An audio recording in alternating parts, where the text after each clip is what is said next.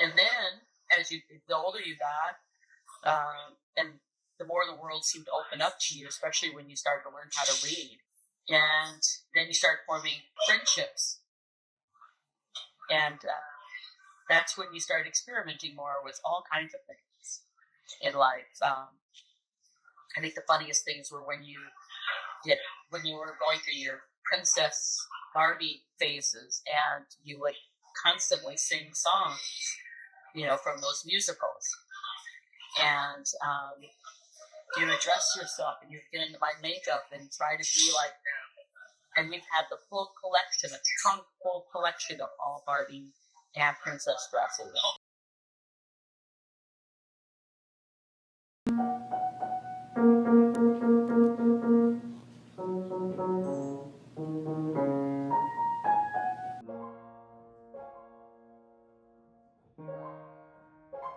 Because in stories like fairy tales, at times the difference that is craved to be seen is also one that doesn't want to be explained. Created somewhat of a sense of entitlement where you realize more and more as you develop, extremely hard not to feel I've overstepped. And that's because in my head, I feel like they should be coming forward and I should stay passive.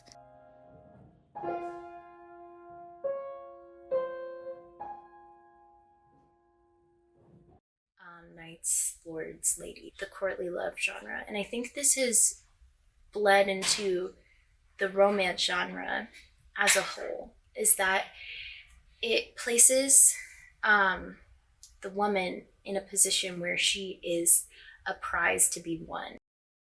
Courtly love, originating through poem and song, the birth of the romance genre.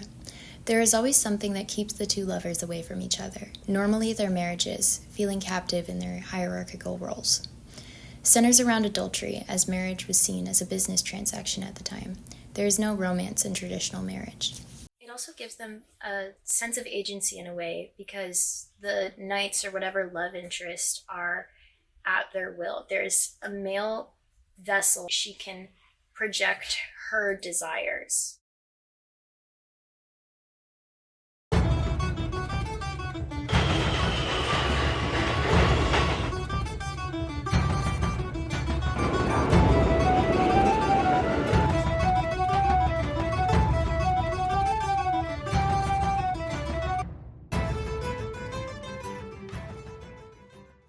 And broods, and finally his brains dry up.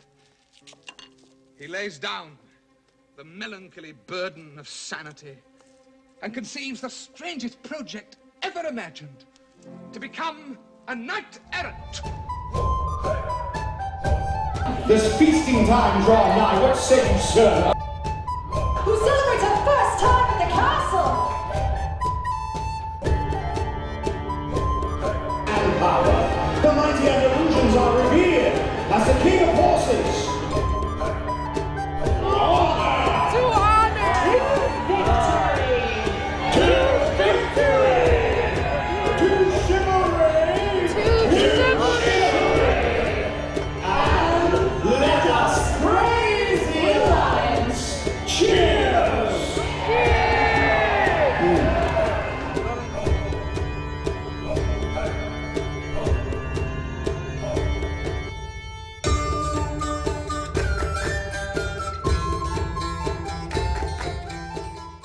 Knights at this time, their main priority was to serve their king, and they pledged their loyalty to the king. There are some aspects of courtly love that I see personally violating the chivalric code, or the knight's code rather, because the knight's code requires devotion to the king and to the state. So at times there's conflict in the narrative. Lancelot, although he does save everybody at the end of the story, he saves the kingdom, he does so not out of devotion to the king. He does so almost selfishly out of love for Guinevere. He goes on the mission to save Guinevere. I think it's also important to mention that this is a fascination of people of high status. This isn't something that really applies to the lower classes. My name is Sir John. I'm 26, and I'm one of the knights in the show. Chivalry to me is very along the lines of like the actual code of chivalry. So defending the weak, being kind to others, always doing the right thing, showing a sense of integrity. And then myself coming from like a background in Boy Scouts and other things like that, I was raised kind of under that mentality, like stick up for those who can't stick up for themselves, stick up for yourself. And when I came here and I started doing the show and I'm playing the role of a medieval knight, I try to emulate that in the show as best as I can. Some nights we're playing the bad guys, some nights we're the good guys, so it kind of flip-flops. But overall, every night should embody the code of chivalry, even just a little bit.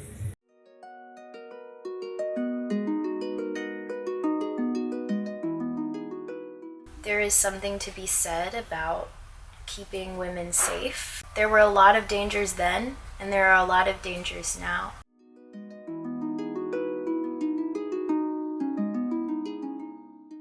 It really depends. In a lot of public spaces that I've been into, overall, I think so. I think it's kind of, you know how like when animals evolve over time, they still keep sort of that old DNA structure. I think people inherently are like that too. We're hearing it on a day-to-day basis in like the dialogue in the show and the script and the soundtrack, and whether we know it or not, it's kind of, you know, soaking in, and we start to emulate that wherever we go. At least I try to. I think this chivalry and princesshood that has followed me through the past 21 years has a harmony. I can't say I'd ever want to be a part of a courtly love story, but I can see where this expectation for others and myself began, as well as the parts of myself that it limits and uplifts.